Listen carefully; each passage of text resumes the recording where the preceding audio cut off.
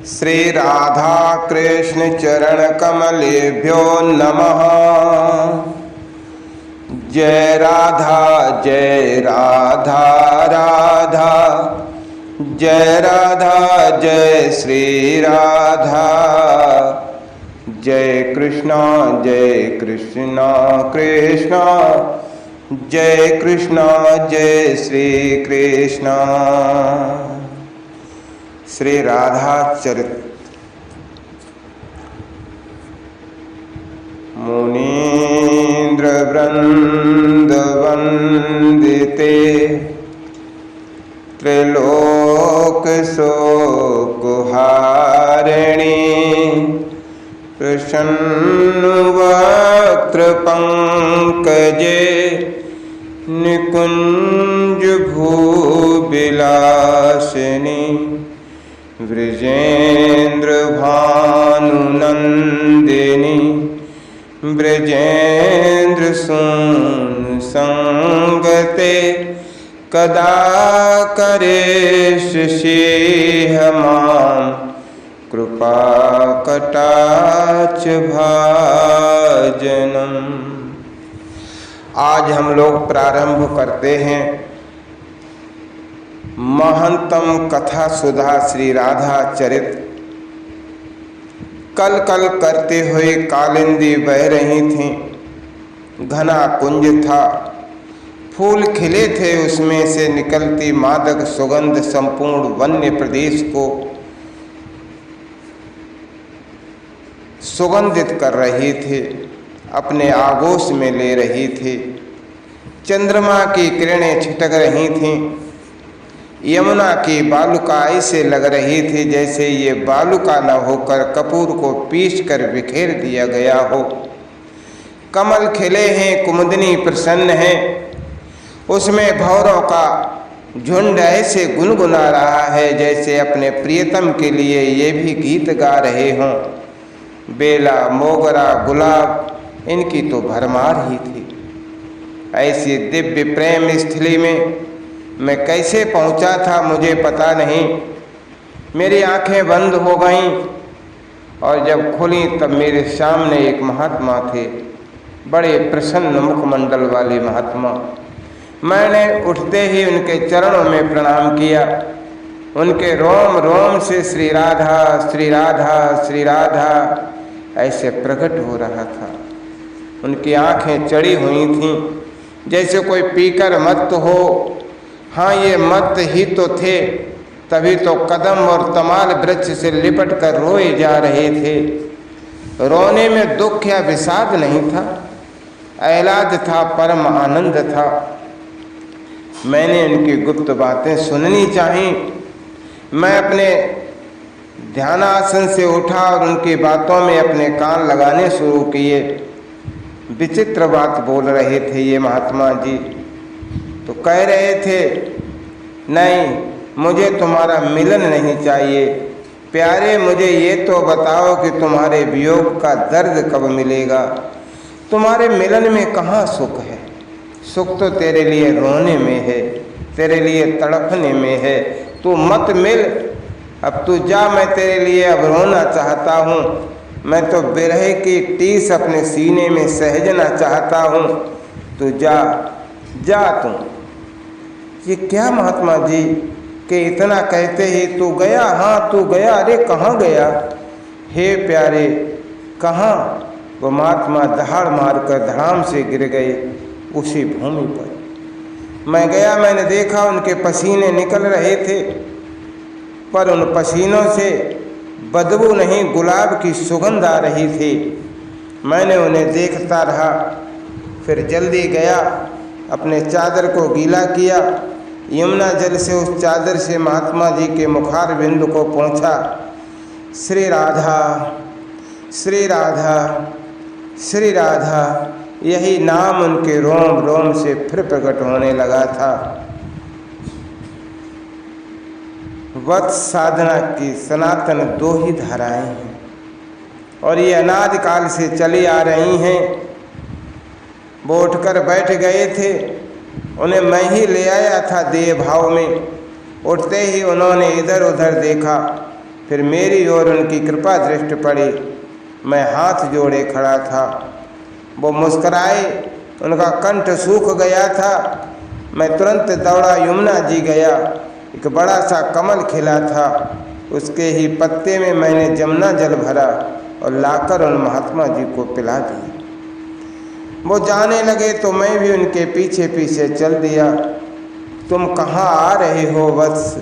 उनकी वाणी अत्यंत ओजपूर्ण पर प्रेम से पगी हुई थी। मुझे कुछ तो प्रसाद मिले। मैंने अपनी झोली फैला दी। वो हंस पड़े और बोले, मैं पढ़ा लिखा तो हूँ नहीं भैया, न पंडित हूँ न शास्त्र का ज्ञाता हूँ, मैं क्या प्रसाद दूँ। उनकी वाणी कितनी आत्मीयता से भरी थी। आपने जो पाया है उसे ही बता दीजिए, मैंने प्रार्थना की।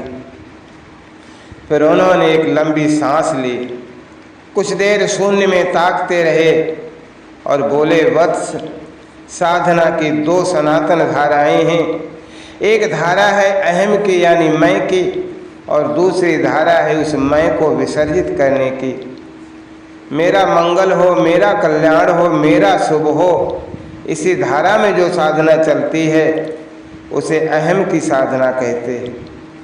पर एक दूसरी धारा है साधना की, वो बड़ी गुप्त धारा है, उसे सब लोग नहीं जान पाते। क्यों नहीं जान पाते महात्मन? मैंने एक प्रश्न किया। क्योंकि उसे जानने के लिए अपना अहम ही विसर्जित करना पड़ता, मैं को समाप्त करना पड़ता है। महाकाल भगवान शंकर जो विश्व गुरु हैं, जो जगत गुरु हैं, वो भी इस रहस्य को नहीं जान पाए, तो उन्हें भी सबसे पहले अपना अहम ही विसर्जित करना पड़ा। यानी वो गोपी बने, पुरुष का चोला उतार कर फेंका, तब जाकर उस रहस्य को उन्होंने समझ पाया। ये प्रेम की अद्भुत धारा है। पर वो महात्मा जी हंसे। ये ऐसी धारा है वत्स, जो जहाँ से निकलती है उसी ओर बहने लग जाती है। तभी तो इस धारा का नाम धारा न होकर राधा है। जहाँ पूर्ण अहम का विसर्जन है, जहाँ मैं नामक कोई वस्तु है ही नहीं, तो वस्तु ही तो त्याग, समर्पण, प्रेम, करुणा की एक निरंतर चिर बहने वाली सनातन धारा का नाम है राधा राधा राधा। और इससे आगे कुछ बोल नहीं पा रहे थे। काहे टिटिया रहे हो? मैं चौंक गया, ये मुझसे कह रहे? हाँ हाँ, सीधे सीधे श्री राधा रानी पर कुछ क्यों नहीं लिखते? ये आज्ञा थी उनकी, मैंने उनकी आंखों में देखा, मैं लिख लूँगा। अरे मेरे जैसा प्रेम शून्य व्यक्ति उन अहलादनी श्री राधा रानी के ऊपर लिख लेगा, जिसका नाम लेते ही भागवतकार श्री सुखदेव जी की वाणी रुक जाती है, ऐसी श्री कृष्ण प्रेममयी राधा पर मैं लिख लूँगा। मैं कहाँ कामी, क्रोधी, कपटी, लोभी, क्या दुर्गुण नहीं है मुझ में? ऐसा व्यक्ति लिख लेगा उन श्री कृष्ण प्रिया श्री राधा के ऊपर। वो महात्मा जी उठे, मेरे पास आए और बिना कुछ बोले मेरे नेत्रों के मध्य भाग को अपने अंगूठे से छू दिया। ओह, ये क्या हो? दिव्य निकुंज, दिव्यायित दिव्य नित्य निकुंज मेरे नेत्रों के सामने प्रकट हो गया था, जहाँ चारों ओर सुख और आनंद की वर्षा हो रही थी। प्रेम निमग्ना सहस्त्र सखी संसेव्य श्री राधा माधव उस दिव्य सिंहासन में विराजमान थे। उन श्री राधा रानी की चरण छटा से संपूर्ण ब्रह्मांड प्रकाशित हो रहा था। उनके घुंघरू की आवाज़ से ओम अर्थात प्रणव का प्रागट्य हो रहा था। वो पूर्ण ब्रह्म श्री कृष्ण अपने अहलादनी शक्ति के रूप में श्री राधा को अपने वाम भाग में विराजमान करके प्रेम सिंधु में अवगाहन कर रहे थे। मैंने दर्शन किए नित्य निकुंज के। अब तुम लिखो, ये आदेश हुआ। आगे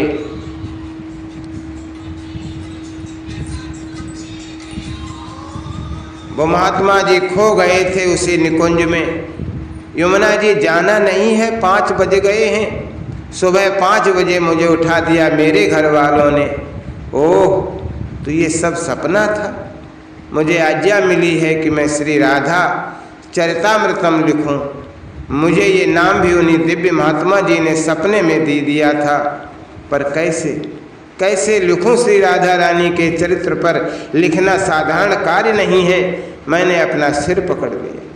फिर एकाएक मन में विचार आया, कन्हैया की इच्छा है, वो अपनी प्रिया के बारे में सुनना चाहते हैं।